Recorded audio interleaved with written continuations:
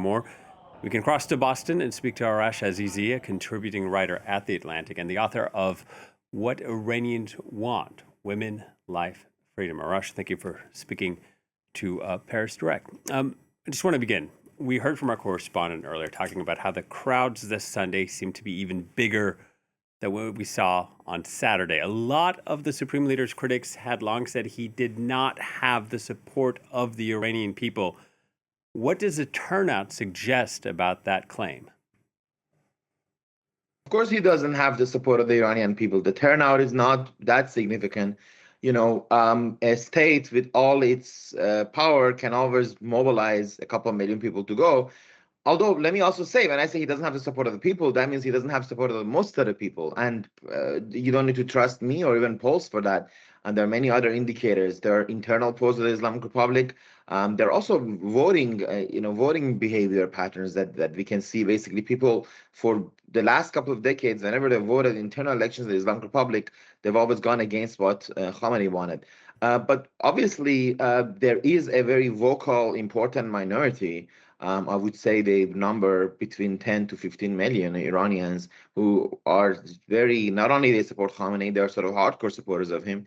And there's probably a larger number who are sympathetic to him, especially now that he was killed by the United States. But organizing a funeral and taking a couple of million people there is not that difficult. Any state can do it for anybody. Yeah, and I wanted to ask you about that. How do you think the war has altered Khamenei's legacy? I mean, he was in power for he was in charge of the country for 37 years. But the fact that Iran is fighting, one of its arch enemies with the United States, and this war hasn't been wrapped up yet, and it seems that Iran has so much more leverage. How does this change the way he's viewed in Iran? Iran, about Iran having leverage. Iran has lost more than 2 million jobs. It's set to experience a 10% reduction in GDP. It has no clear strategic way to come out of the hole that it's been in for a very long time. It needs to normalize relations with the United States somehow and end these terrible sanctions that were done on the Iranian economy. And these are all legacy of Ayatollah Khamenei. I'm a historian, and I like to think about the long-term sort of legacy of people. And Iranians like to have a long view of their history. We compare Khamenei not just the last couple of hundred years, but a couple of thousand years. And there are many right now who are trying to say positive things. They say he tried to bring sort of independence to Iran or things like that. I doubt very much that he'll be remembered positively. This is a man whose rule, throughout his rule, and my entire life, I lived under Khamenei. I was 1 year old when Khamenei became supreme leader, and I'm 38 now. When he was killed recently, and in these 38 years, Iran, for much of it, for most of it, certainly in the last 20 years, in every way, Iran became a worse country. It became a poorer country. It became more internationally isolated. It became more socially repressive for a good part of this period, and all for the whims of a stubborn man who went against the advice of even sort of people inside the regime and did his own things. And many of those who are crying today in the first queue of the funeral and talk about how great he was, they're very happy he's not there anymore, because they could see he had become a stubborn, almost 90-year-old man who made all decisions by himself. And by the way, he brought war to Iran. There's nothing heroic about he died in a war. But why were we fighting the United States and Israel in the first place?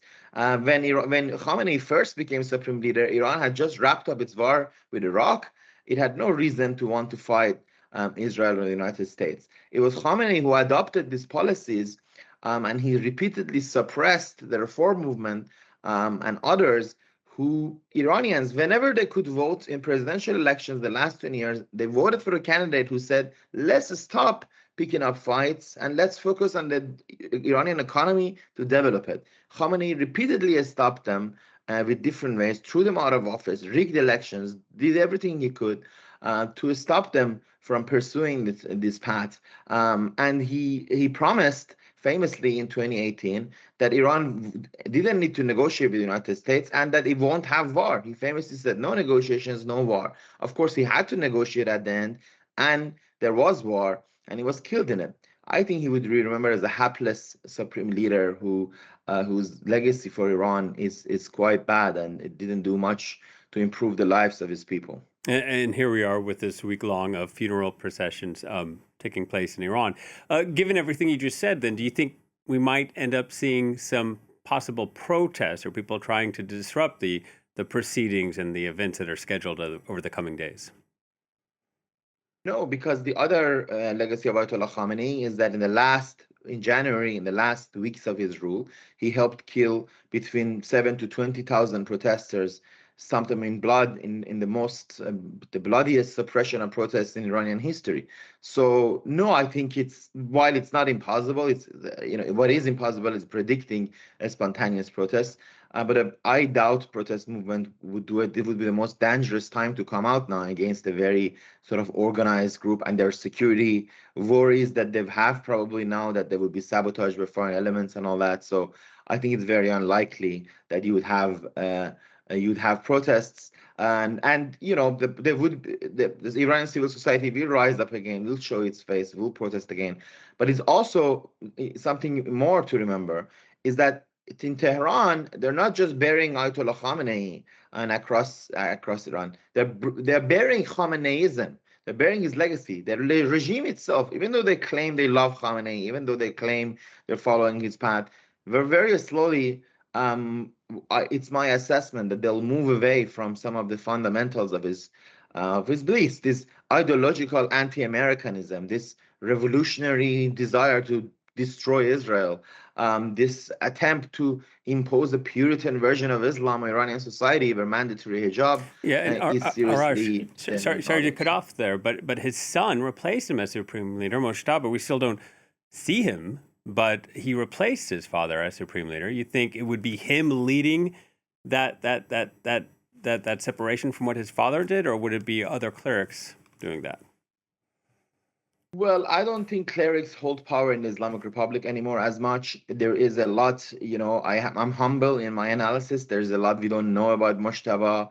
As you know, he's not there. We're not seeing him. I wonder if he show up in Mashhad. There's a Hmm. chance that a person in Mashhad will show up. Khamenei's other three sons showed up today, earlier in Tehran.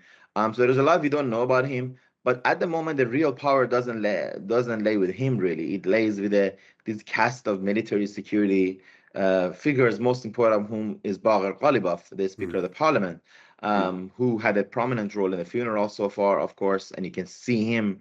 He is really the one who is meeting the most important foreign guest. He's leading it. And just like, this is in totalitarian systems, you always do this. Like in a Stalin's funeral, you see who is leading the charge to get a clue as to who's going to lead the country. So I think here is Ghalibaf, and it's Ghalibaf figures like him. They've already moved away. What's one big thing they moved away? Khamenei banned direct Iranian-American negotiations.